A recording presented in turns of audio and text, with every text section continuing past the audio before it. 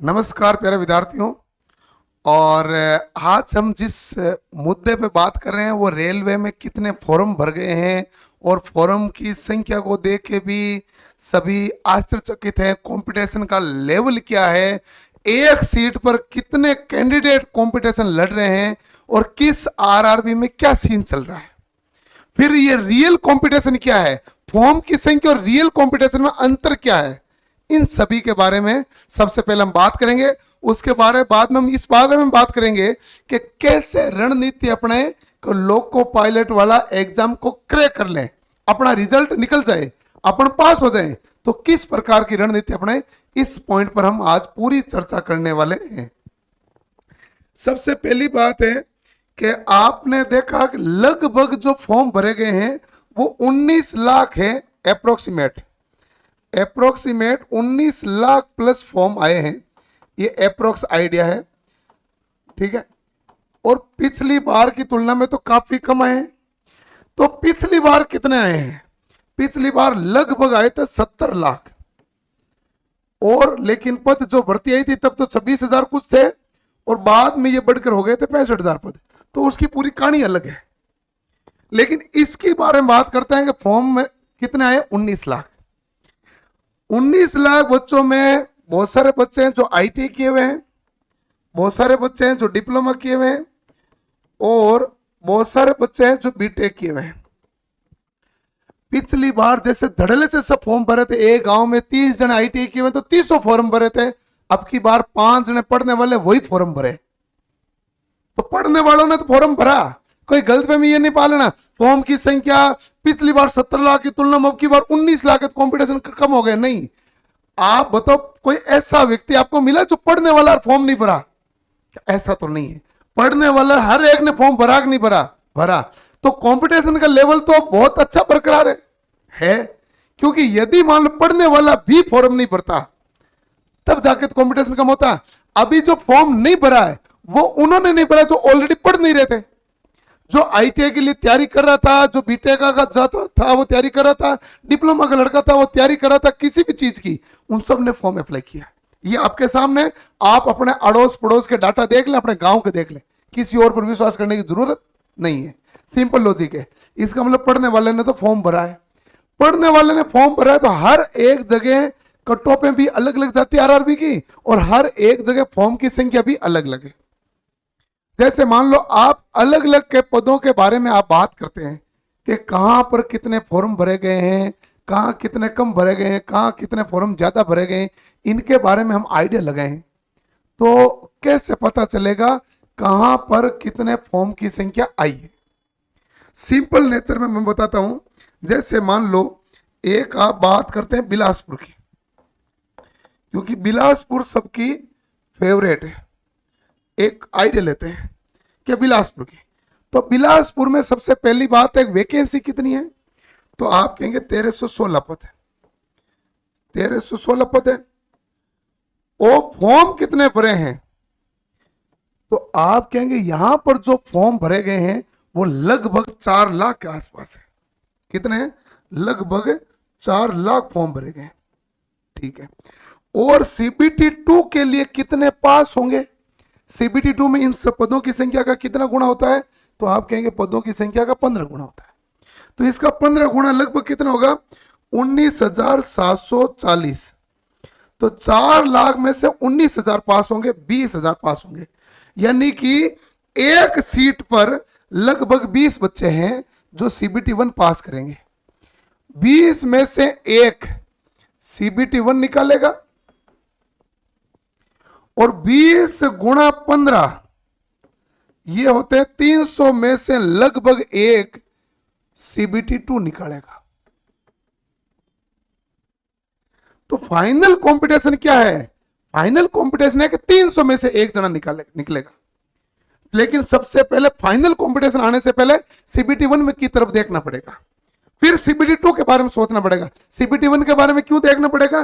क्योंकि आप जैसे ही एग्जाम देने जाएंगे, सबसे पहला एग्जाम हमारा कौन सा है? सीबीटी 1 का। इस सीबीटी 1 का एग्जाम है जो 75 क्वेश्चन आएंगे, और इस एग्जाम को देने के लिए आप जानते हैं कि कौन कौन आएंगे? जो एसएससी सीजीएल की तैयारी कर रहा है उनमें से कुछ बच्चों ने फॉर्म भरा है, पढ़ेंगे नहीं रेलवे के हिसाब से, लेकिन फॉर्म भरा है, बट उनके मैथ तो आती है सिलेबस में, रीजनिंग वो पढ़े हुए हैं, साइंस भी वो पढ़ते हैं, जीके भी वो पढ़ते हैं। लेकिन यदि आप ढंग से पढ़ेंगे तो साइंस और जीके के अंदर आप उनसे बेहतर स्कोर कर सकते हैं, साइंस और रीजनिंग में, और आप मैथ और रीजनिंग में लगभग उनके बराबर नंबर लाने की कोशिश करके आगे बढ़ो बाद में। लेकिन कैसे भी करके आपको सबसे पहला काम सीबीटी 1 पास करना पड़ेगा, क्योंकि सीबीटी 1 में बहुत बड़ा रोड़ा अटकेगा। सबसे पहला रोड़ा कैसे? पिछली बार आरआरबी जेई की वैकेंसी आई थी तो बहुत विरोध हुआ था कि सबसे पहले तुम सीबीटी 1 ले रहे हो, वो ले रहे हो नॉन टेक, और जेई के लिए जो एलिजिबिलिटी है वो है बीटेक और डिप्लोमा। बीटेक और डिप्लोमा के बहुत सारे बच्चे थे जो सीजीएल की, सीपीओ की, 10+2 की, बैंक की तैयारी कर रहे हैं, तो सबसे पहले तो नॉन टेक में वो आगे आ गए। और जो कह रहे हम टेक्निकल पढ़ रहे थे, हम गेट की तैयारी कर रहे थे, जेई की तैयारी कर रहे थे, हम तो पहले एग्जाम में आगे नहीं आए। तो इसलिए ये व्यवस्था है तो थोड़ी गड़बड़ है, बट फिर उन बच्चों ने उनके साथ कंपटीशन लड़के बहुत मेहनत करके सीबीटी 1 पार किया। सीबीटी 1 पार करते ही उसके बाद जॉब किसकी लगी? जॉब उनकी लगी जो गेट की तैयारी कर रहा था, जेई की तैयारी करता, जो सीजीएल की तैयारी करता, वो आरआरबी जेई नहीं बने।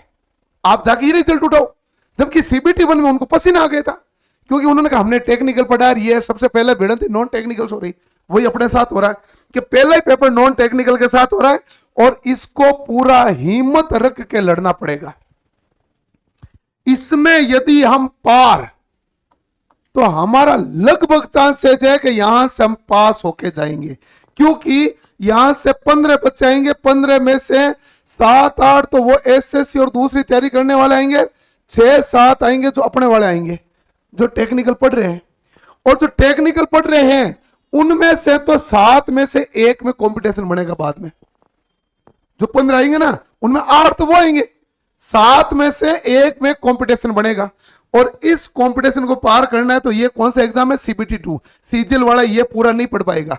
कई क्या है कि नॉन टेक्निकल चैनल वाले, नॉन टेक्निकल टीचर जिनको आईटीआई के बारे में एबीसीडी नहीं पता, उल्टा सीधा ज्ञान बांटते हैं। वो कह रहे हैं बेसिक साइंस, वो बेसिक साइंस है जो केमिस्ट्री बायोलॉजी, अरे नहीं है, क्या उल्टे सीधे।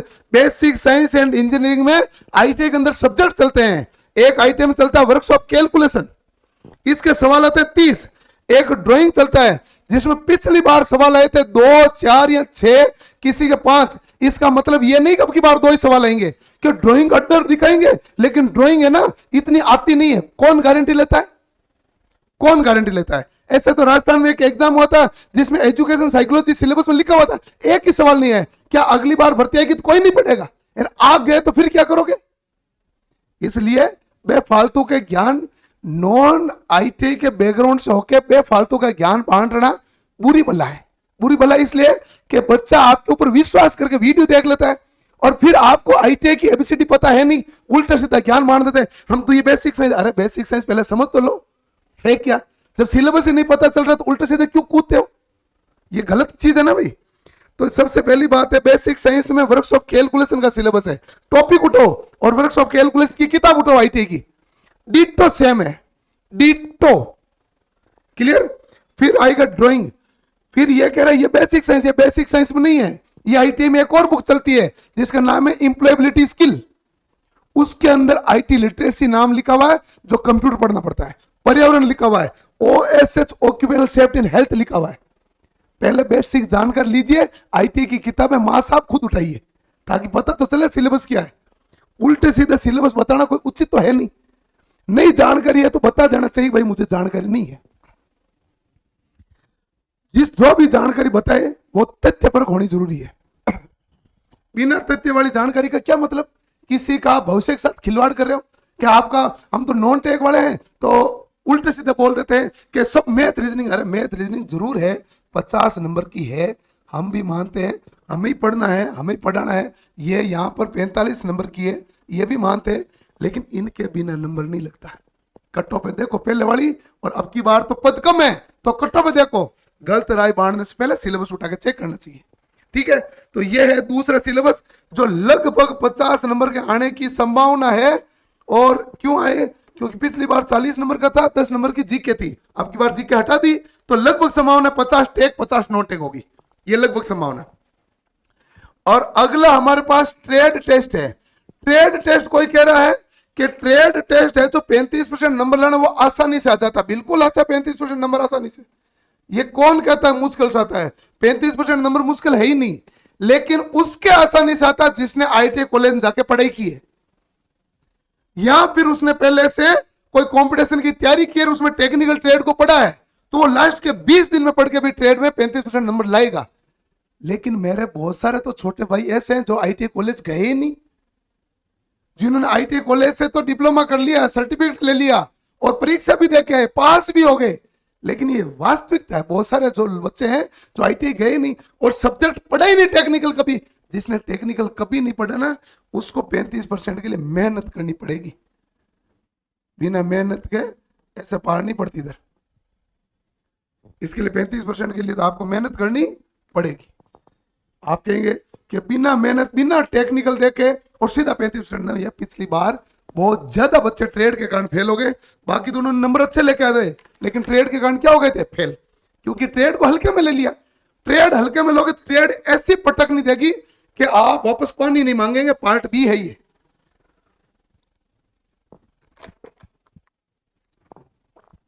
अब आती बात सीबीटी 2 की।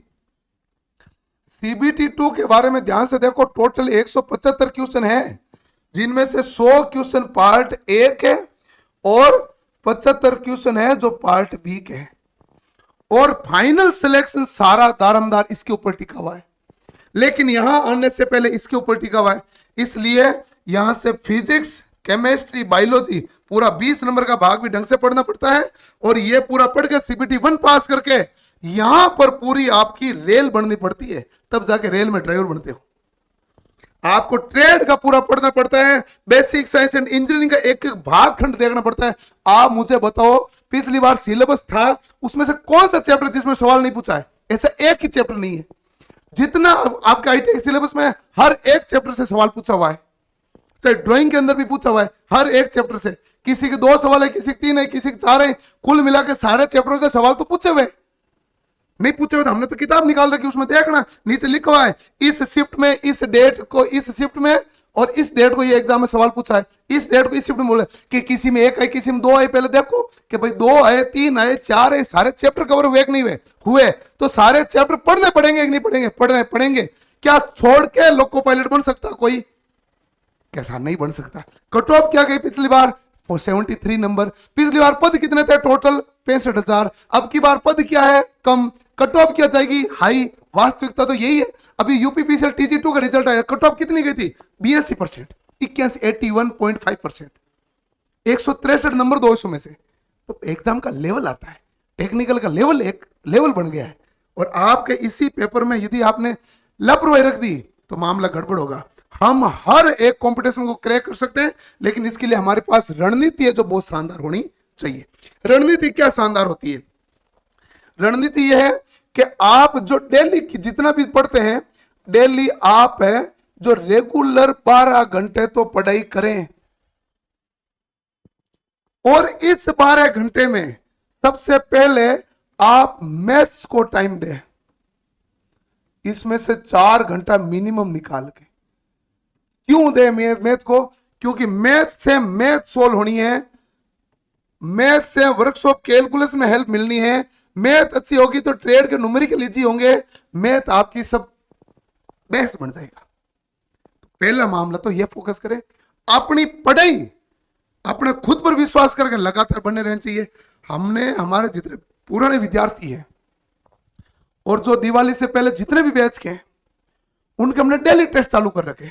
डेली टेस्ट, डेली उनको टॉपिक पता है कि कितने तारीख को कौन सा टेस्ट होगा, उसका टॉपिक क्या है और कितने बच्चे होगा, वो उस दिन एग्जाम देंगे। जो बच्चे गांव चले गए ऑनलाइन है, उनको हम पीडीएफ भेज रहे हैं कि तुम टेस्ट दो, मेहनत करो, और हम आपको मेहनत कराना पीछा नहीं छोड़ेंगे और इतनी मेहनत करा देंगे किसी एग्जाम को क्रैक करना ही पड़ेगा। तो दूसरा जो आएगा कि आपने जैसे ही पढ़ाई कर ली, थ्योरी पढ़ ली, थ्योरी पढ़ने के बाद में आपको करने पड़ते हैं क्वेश्चन, क्वेश्चन के बाद में आपको देने पड़ते हैं टेस्ट। और जब आप लगातार रूप से बाद में टेस्ट देने लगोगे ना, तब जाके लेवल बढ़ेगा। सबसे पहले ऐसा नहीं है कि भिड़ते ही पहले दिन टेस्ट हो जाए। जैसे मैंने आज बैच स्टार्ट हुआ 21 तारीख को नया बैच, इन बच्चों को मैंने बोला कि पहले आपके 30 से 40% सिलेबस कवर होगा, फिर टेस्ट आएगा डेली, फिर डेली टेस्ट आएगा जिसका टाइम टेबल आपको दे दिया जाता 2 महीने के एक साथ। लेकिन इसके लिए पहले सिलेबस कुछ तो कवर होगा, तभी तो टेस्ट होगा, है कि नहीं है? आप में से बहुत सारे बच्चे हैं जो न्यू हैं और पढ़ाई को बहुत ही अच्छी तरीके से करना चाहते हैं, इस एग्जाम को कवर करना चाहते हैं। और लोको पायलट की भर्ती का मतलब है कि आप सबसे ज्यादा क्वार्टरली क्लासेस में विश्वास करते हैं, क्योंकि हमारा पब्लिकेशन में बहुत सारी किताबें आपके लिए प्रोवाइड करते हैं, ऑनलाइन कोर्सेज प्रोवाइड करते हैं, और ऑफलाइन सेंटर हमारे पास राजस्थान के दोनों बड़े शहर जयपुर एंड जोधपुर दोनों में संचालित होते हैं, जो हम पूर्णतः बहुत ही डेडिकेटेड के साथ एक रेगुलर और परमानेंट टीम के द्वारा अध्ययन कराया जाता है। और उसमें जो बच्चे आकर नहीं पढ़ सकते हैं और घर बैठे पढ़ना चाहें तो उनके लिए हम जो टेक कोर्स लेके आए हैं वो ऑनलाइन कोर्स केवल 1600 रुपए का है। कितने का है? केवल और केवल 1600 रुपए का, जिसमें CBT 1 और 2 दोनों है, और जिसमें ये पूरा सिलेबस कवर है, और पूरा बेसिकली बाय नेचर मेरे निर्देशन में, और ये सब्जेक्ट तो मेरे खुद के ही पढ़ाए हुए रहते हैं, पढ़ाऊंगा। अच्छा, ये तो लाइव पढ़ाऊंगा। और इस कोर्स की खास बात है कि आप जब लाइव लोगे तो ये क्लासरूम से लाइव आता है। जो क्लासरूम में बच्चों को ऑफलाइन में पढ़ाते हैं वो ऑनलाइन में जा रहा है। साथ में एक रिकॉर्डेड कोर्स फ्री और दिया जाता है। किसी का पहले मन करे मैं तो ये सब्जेक्ट ये टॉपिक पहले पढ़ूंगा, तो एक कोर्स रिकॉर्डेड और साथ में दिया जाता है। तो 1600 रुपए में हम दे रहे हैं 2 कोर्स, 2 CBT 1 का और 2 ही CBT 2 का। ट्रेड आपकी पूरी वर्कशॉप, कैलकुलेशन पूरी, ड्राइंग पूरी, सब कुछ सिलेबस में कोई कमी हम बिल्कुल भी नहीं छोड़ रहे। और ये जो आपका कोर्स है 1600 रुपए का, ये आज बुधवार है, बुधवार से लेके अब ये फ्राइडे तक, मान लो फ्राइडे तक तो फीस यही रहेगी। फ्राइडे के बाद फीस चेंज हो जाती है भाई। आप पिछले थोड़े दिन पहले फीस बढ़ गई थी, वापस 2400 रुपए हो गई थी, फिर बच्चों ने मैसेज किया सर फीस कम करो, फीस कम करो। तो शुक्रवार तक लास्ट है, इस बैच में एडमिशन है, तो शुक्रवार तक जिसको भी लेना है वो एडमिशन ले लेना। आज इस बैच में सेमिनार हो चुका है और कल इसमें रेगुलर क्लास स्टार्ट होगी। डेली 5 घंटे क्लासें चलेगी और सारी क्लासें लाइव फ्रॉम क्लासरूम होगी। और इसके अलावा जिन बच्चों को रेलवे के लिए स्पेशल बुक चाहिए कॉम्बो पैक, तो वो कॉम्बो पैक में ये जो मैथ्स, रीजनिंग, सामान्य विज्ञान और सामान्य अध्ययन, ये 4 बुक लेते हैं तो इनके साथ लोको पायलट की CBT 1 की सोल्ड पेपर फ्री में, और साथ में बेसिक साइंस एंड इंजीनियरिंग वाला भी बुक क्या है फ्री में अवेलेबल है। ये 2 साथ में फ्री में है। इन 4 बुक के साथ ये भी आपके पास फ्राइडे तक, आप जो बच्चे इसको परचेज कर लेंगे तो फ्राइडे तक अवेलेबल है। फ्राइडे के बाद में ये पहले भी पैक अवेलेबल नहीं था, बाद में भी ये पैक से ये दोनों हट जाएगी, ये दोनों को इंडिविजुअल अलग से लेना पड़ेगा। अभी फ्राइडे तक हमने आपको ये भी ऑफर कर रखा। और ये जो बुक है, ये जैसे मान लो मैथ की बुक है जिसमें ईच एंड एवरी चैप्टर को पूरे डिटेल के साथ कवर किया गया, चाहे रीजनिंग हो चाहे साइंस हो, और इसका मैंने अलग से एक वीडियो भी बना रखा है। क्लियर है? तो और आप यदि बुक का सॉल्यूशन भी मैं कराता हूं यूट्यूब पे, साइंस का और मैथ का करवाते हैं मैथ सर, और कल से मैथ सर की 11 बजे मैथ के सॉल्यूशन की लाइव रहेगी। तो आपको जुड़ना भी नहीं भूलना है और अपनी तैयारी को बेहतर रणनीति दो। और ऐसा मत सोचो कि ज्यादा फॉर्म भर गए तो हम नहीं कर सकते हैं। यदि कोई एग्जाम पास कर सकता है तो हम भी कर सकते हैं, लेकिन इसके लिए जरूरी है बेहतरीन रणनीति की, बहुत शानदार तैयारी के लेवल की। और ये बेहतर तैयारी रणनीति लेवल हमने आज सेमिनार के अंदर पूरी बात की थी। तो इस कोर्स के साथ आपको वो सेमिनार के भी आज की लेक्चर भी मिलेगा और कल से लाइव क्लासें भी आएगी। और इसकी फीस 1600 रुपए फ्राइडे तक। मिलते हैं इस बैच में अगले सेशन के साथ। धन्यवाद, थैंक यू।